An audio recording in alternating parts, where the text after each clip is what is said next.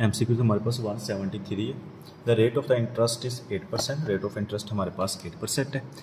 पर annum compounded monthly, यहाँ पे m इज इक्वल टू हमारे पास 12 आ जाएगा। The value of the perpetuity की वैल्यू हम लोगों ने फाइंड करनी है।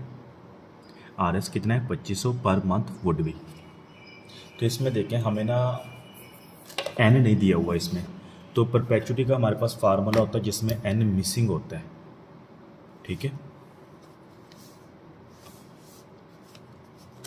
Perpetuity is equal to R/R, जिसमें n मिसिंग होता है। परपेचुटी की पहचान कैसे है?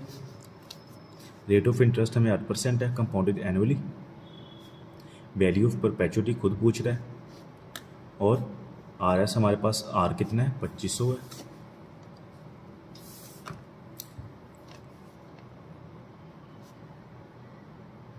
R 2500 है, रेट हमारे पास 8% है,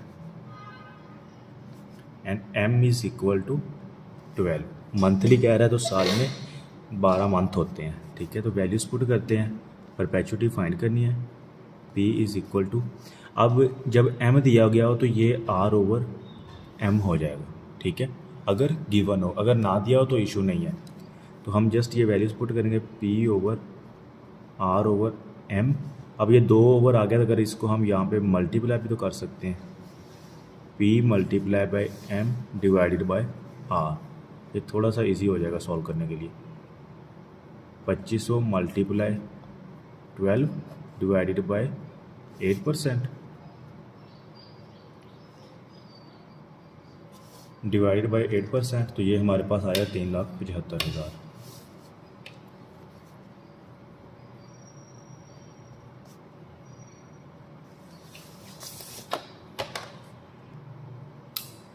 एक सौ चौहत्तर देखिए, if the rate of interest 12% है per annum compounded monthly, M is equal to 12 आ गया। The value of the perpetuity हम लोगों ने फाइंड करनी है, ये भी 2500 है। Per month would be achieve by investing. इसमें जस्ट रेट का डिफरेंस है, तो हम डिवाइडेड बाय 12% कर देंगे, तो ये आ गया 2,50,000। ए ऑप्शन होगा। 175 देखें, if the rate of interest is 6%, rate of interest हमारे पास 6% है। कंपाउंडेड मंथली है, तो it means M is equal to 12 आ जाएगा। द वैल्यू ऑफ परपेचुटी हम लोगों ने फाइंड करनी है, और इसमें भी इन्वेस्टमेंट कितनी है 2500 की।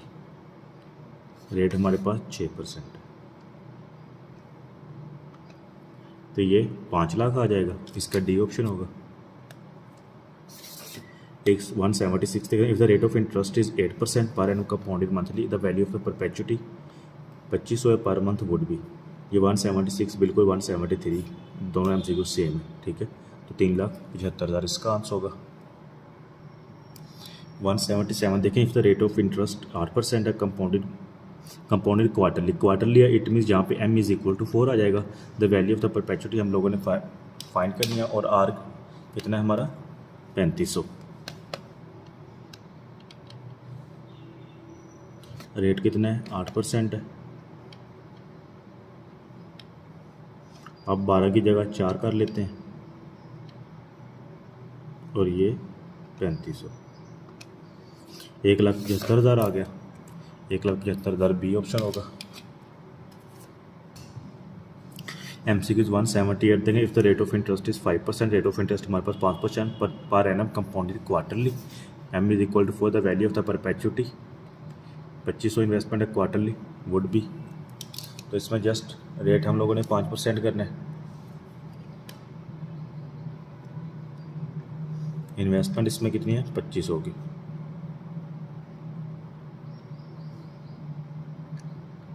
ये आ जाएगा 2 लाख आ जाएगा, बी ऑप्शन होगा।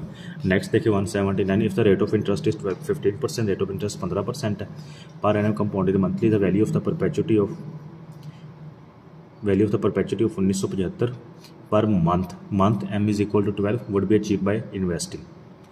1975 rate 15%, M is equal to 12 आ जाएगा।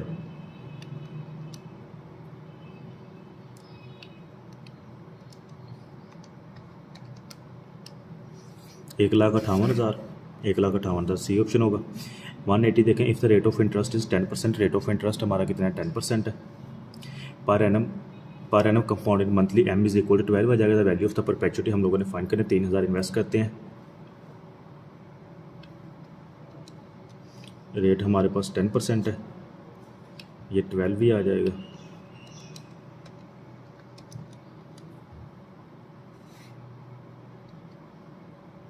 तो ये हमारे पास 3,60,000 आ जाएगा, 3,60,000 ऑप्शन डी होगा।